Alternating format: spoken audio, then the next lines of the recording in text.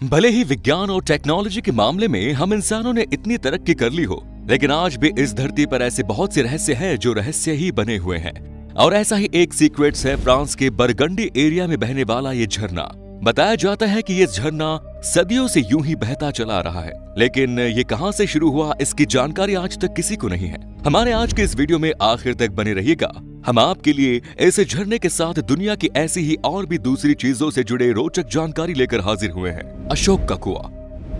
आज के बिहार की राजधानी पटना को कभी पाटलिपुत्र के नाम से जाना जाता था और ये देश का सबसे प्रमुख शहर हुआ करता था, जहां से इस देश का शासन संचालित होता था। हम बात कर रहे हैं मौर्य काल की। भारत के सम्राट चंद्रगुप्त मौर्य के बाद अगर उनके वंश में किसी का नाम सर्वाधिक लिया जाता है तो वो है सम्राट अशोक। सम्राट अशोक के जमाने का एक कुआं आज भी मौजूद है। इस कुएं को आज से लगभग 20,000 साल पुराना बताया जा रहा है। ऐसा बताया जाता है कि इस कुएं का पानी न तो कभी खत्म होता है और न ही कभी ओवरफ्लो होता है।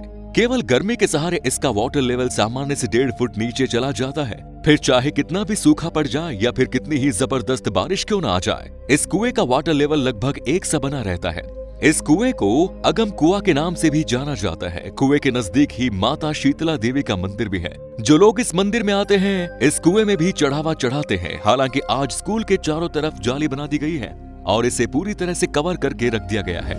इस कुएं में मौजूद पानी के बारे में लोग ये बताते हैं कि इस पानी के इस्तेमाल करने से लोगों के शरीर के कई रोग जैसे कुष्ठ रोग, चिकन पॉक्स दूर हो जाते हैं। इस पानी में नहा लेने से लोगों को स्वास्थ्य की दृष्टि से बहुत ही फायदा होता है।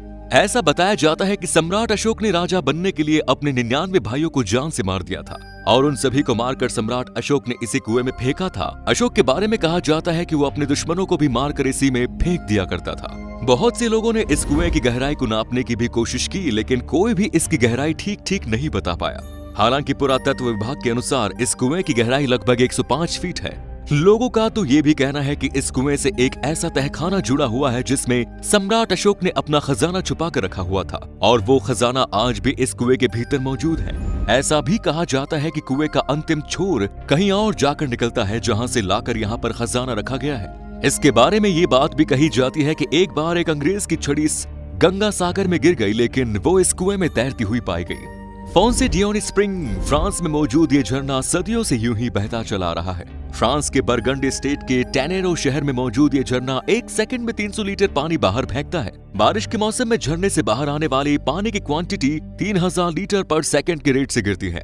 इस शहर में बने एक गोल हौज से बाहर आने वाला ये पानी रोमन साम्राज्य के लोगों के पीने के लिए काम आता था। 17वीं शताब्दी में लोग इस पानी का इस्तेमाल नहाने के लिए भी करते हैं। 18वीं सदी से लोगों के मन में यह सवाल उठने लगा कि आखिर इस गोल हज की गहराई कितनी है, झरने में पानी कहां से आ रहा है, और इसका पता लगाने के प्रयास उसी समय से लगातार चल रहे हैं। ये और बात है कि तब से लेकर अब तक झरने का ये रहस्य एक रहस्य ही बना हुआ है। इस गोल हौज से बहने वाले झरने की गहराई की अंतिम सतह का पता लगाने के लिए कई बार इस हौज में गोताखोरों ने डुबकी लगाई, लेकिन उन्हें कुछ भी हासिल नहीं हुआ क्योंकि वो इसकी अंतिम गहराई का पता नहीं लगा पाए। इस झरने की गहराई का पता लगाने के लिए 17वीं सदी से ही प्रयास हो रहे हैं, लेकिन इसके बावजूद आज तक कोई इसके अंतिम छोर का पता नहीं लगा पाया। इस झरने के अंतिम छोर का पता लगाने के लिए जितने भी लोग जाते हैं उनमें से ज्यादातर लोग मौत के मुंह में चले जाते हैं। यही वजह है कि ये एक खतरनाक जगह भी बन गई है। यहाँ रहने वाले लोगों का ये मानना है कि इस झरने में जो पानी आता है वो किसी दूसरी दुनिया से आता है और उस दुनिया में सांपों का बसेरा है। साल 1974 में 2 गोताखोरों ने इस झरने के अंतिम छोर का पता लगाने के लिए इसमें डुबकी लगाई, लेकिन इस झरने का रहस्य दुनिया को बताने के लिए वो इस झरने से कभी बाहर नहीं आए। उनकी वही मौत हो गई। एक जानकारी के मुताबिक साल 1996 में एक बार फिर एक गोताखोर ने इस झरने के अंतिम छोर का पता लगाने की कोशिश की, लेकिन वो भी इस झरने की गहराई में कहीं खोकर रह गया। दोबारा इस दुनिया को कुछ भी बताने के लिए वो बाहर नहीं आ सका। अभी कुछ सालों पहले एक गोताखोर ने एक बार फिर ऐसा प्रयास किया और वो झरने के अंतिम छोर का पता लगाने के लिए नीचे उतर गया, लेकिन उसे आधे रास्ते से ही वापस आना पड़ा। सबसे ज्यादा हैरानी की बात यह है कि सदियों से बहते आ रहे इस झरने में पानी की कभी कमी नहीं होती। कलावती किला, महाराष्ट्र। यूं तो इस किले में रहस्य जैसा कुछ नजर नहीं आता, लेकिन जो नजर आता है वो बहुत ही खतरनाक और जान जोखिम में डालने वाला है। महाराष्ट्र के मारथल और पनवेल के बीच मौजूद है कलावती दुर्ग, जो 2300 फुट ऊंची पहाड़ी की चोटी पर बना है, जिसे प्रबल दुर्ग के नाम से जाना जाता है। जानकारी के मुताबिक इस किले को बुद्ध काल में बनवाया गया था। पहले इसे मुजर्न दुर्ग के नाम से जाना जाता था, लेकिन छत्रपति महाराज वीर शिवाजी के आधिपत्य में आने के बाद इसे कलावती दुर्ग के नाम से जाना जाने लगा। इस किले की ऊंचाई तक चढ़ने वाले टूरिस्ट चंदेरी, माथरल, कर्नन और इसेरी के किले देख पाएंगे।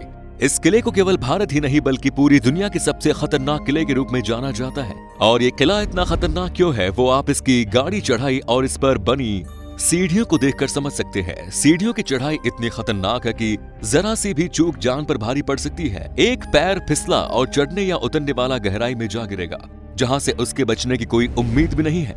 इस किले की ऊंचाई तक पहुंचने के बाद आप मुंबई शहर को भी देख सकते हैं। आसपास के और भी प्राचीन किले इस ऊंचाई पर आने के बाद आपको नजर आएंगे। इस किले पर ठहरने की कोई जगह नहीं है, इसीलिए यहाँ आने वाले सूरज डूबने में समय रहते ही नीचे उतरकर वापस जाना चाहते हैं। यहाँ पर पर्यटक भी सुरक्षित नहीं है, क्योंकि जो सीढ़ियां बनी है उन पर पकड़ने के लिए ना तो कोई रेलिंग है और ना ही कोई दूसरा साधन। केवल पत्थर की खड़ी चढ़ाई पर ये सीढ़ियां बनी है।